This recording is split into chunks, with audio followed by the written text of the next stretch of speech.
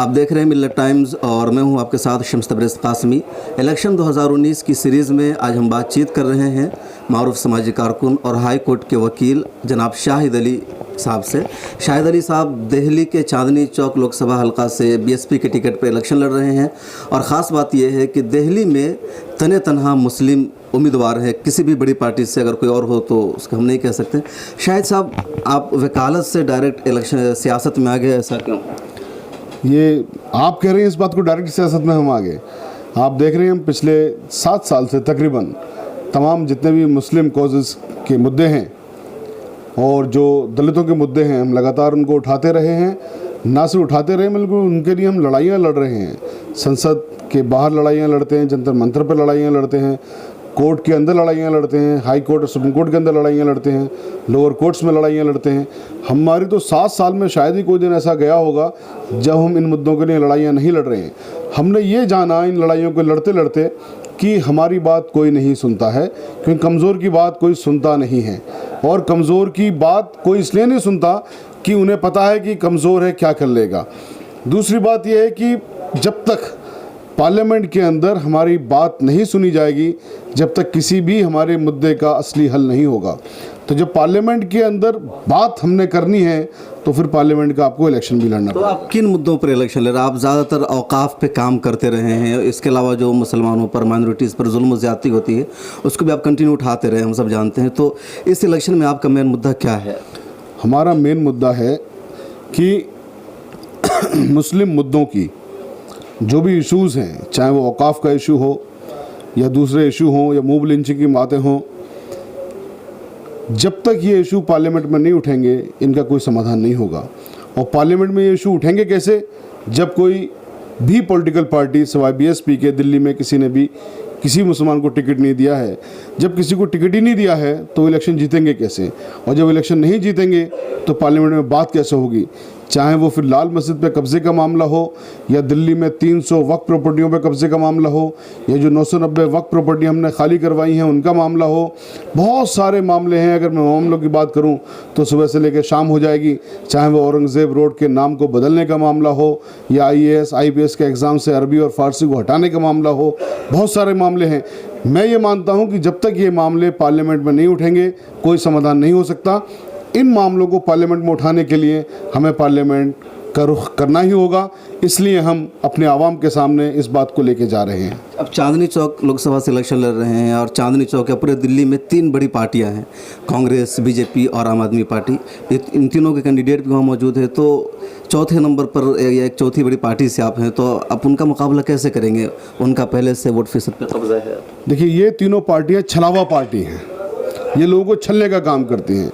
अगर हम कांग्रेस की बात करें तो जस्टिस सच्चर ने अपनी रिपोर्ट में लिखा है कि कांग्रेस के रिजाइम में आज तक मुल्क के अंदर इतना बुरा हाल हो गया कि मुसलमान दलितों से निचले स्तर पर पहुंच गए।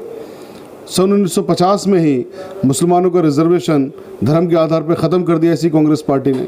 बाबरी मस्जिद का सानिया सबके सामने है। जहाँ तक बीजेपी की बात है, बीजेपी तो धर्म के नाम पर मुसलमानों को मारने का काम करती है। मॉब लिंचिंग की घटनाएँ बहुत आम हैं, जो चारों तरफ एक हंगामा है। पूरी दुनिया इस चीज़ को देख रही है। धर्म के नाम पर इंसानों के साथ भेदभाव करती है। जहाँ तक तीसरी पार्टी की बात आपने करी, आप पार्टी की बात, तो आप सब जानते हैं कि दिल्ली में कब्रिस्तान चोर जिस पार्टी के बारे में मशहूर है वो आप पार्टी है। उत्तम नगर का कब्रिस्तान जो कि पिछले 100 साल से वहाँ पर था, उस कब्रिस्तान को ख़त्म करके वहाँ पर एक दूसरे मज़हब की चीज़ बनवा दी। आप दूसरे मज़हब की चीज़ बनवाइए, आपको सिर्फ हमारे कब्रिस्तान ही मिलते हैं क्या? और भी तो जगहें होंगी, वहाँ पर आप करवा सकते हैं। तो औरंगज़ेब रोड नाम बदलवाने वाले यही साहब थे। अच्छा शाहिद साहब, ये बात बताइए कि दिल्ली में जो वोट बैंक इन्हीं तीनों पार्टियों का है, बीएसपी का ज़्यादा यहाँ वोट्स नहीं है, तो आप बीएसपी से है तो आपको लगता है कि आपको कुछ वोट मिल पाएगा या इनका जो वोट बैंक है उसमें आप सेंध लगा पाएंगे? मेरा ख्याल ये सवाल आपका गलत है कि तीनों पार्टियों का वोट बैंक है। तीनों पार्टियों के द्वारा लोग छले गए हैं, ये बात ज़्यादा सही है। इसमें इस वाली सीट की अगर हम बात करें तो तकरीबन 3.5 लाख मुस्लिम्स हैं, 4 लाख दलित हैं। हमारी जो पार्टी है सर्वजन हिताय सर्वजन सुखाय की बात करती है, लेकिन जो दबे कुचले लोग हैं वही हमारी पार्टी को वोट ज़्यादा करते हैं। ओबीसी भी वोट करते हैं, थोड़े बहुत अपर क्लास भी वोट करते हैं, जो इंसानियत की बात करने वाले लोग हैं, क्योंकि इंसानियत की बात करने वाले हर मज़हब के अंदर और हर जाति के अंदर लोग हैं। तो जो हमारी पार्टी है उसकी फॉलोइंग भी बहुत ज़्यादा है। और जब हमारी पार्टी ने उत्तर प्रदेश के अंदर सरकार बनाई थी तो एक ऐसा राज दिया था कि पूरी दुनिया के अंदर उस राज का डंका बजा और कोई भी दंगा नहीं होने दिया। जब कोई दंगा नहीं होगा तो लोगों का बिजनेस भी बढ़ेगा, लोग आराम से भी रहेंगे, लोग सुकून के साथ रहेंगे। इसलिए दिल्ली के लोगों ने, ख़ासतौर से चांदनी चौक के लोगों ने इस बार मन बना लिया है कि बहन जी को प्रधानमंत्री बनाना है। और बहन जी को प्रधानमंत्री बनाने के लिए दिल्ली से कम ये एक सीट हमने बहन जी की झोली में डालनी है। तो बहन जी को प्रधानमंत्री बनाने का ख्वाब देख रहे थे। ये बताइए कि आपका मुकाबला चांदनी चौक पर किस पार्टी के कैंडिडेट से? कांग्रेस के जयप्रकाश अग्रवाल हैं उनसे, या आपके, या बीजेपी के? देखिए, चांदनी चौक में इन तीनों पार्टियों ने कुछ भी नहीं किया है। चांदनी चौक सौंदर्यीकरण नहीं हुआ आज तक, चांदनी चौक में आज तक ट्रेन नहीं चली, चांदनी चौक में जो लाल किला है उसको भी भारतीय जनता पार्टी ने बेच दिया, आपको सबको पता है। तो इन तीनों पार्टियों को कोई भी लोग वोट नहीं देने जा रहे हैं। इंशाल्लाह हम यहाँ से जीत रहे हैं और बहुत वोटों से जीत रहे हैं। तो आप थे हाई कोर्ट के वकील शाहिद अली साहब जो बीएसपी के टिकट पर लड़ रहे हैं और पूरे दिल्ली की जो 7 लोकसभा सीट उसमें तने तनहा मुस्लिम उम्मीदवार हैं। हम आपकी जानकारी के लिए भी बता दें कि कांग्रेस के जो यहाँ 4 मुस्लिम साबिक एमएलए, उन लोगों ने एक मीटिंग करके कांग्रेस से भी मुतालबा किया था कि आप एक मुसलमान एमपी यहाँ से दीजिए, कैंडिडेट उतारिए, लेकिन कांग्रेस ने उस मुतालबे को तस्लीम नहीं किया।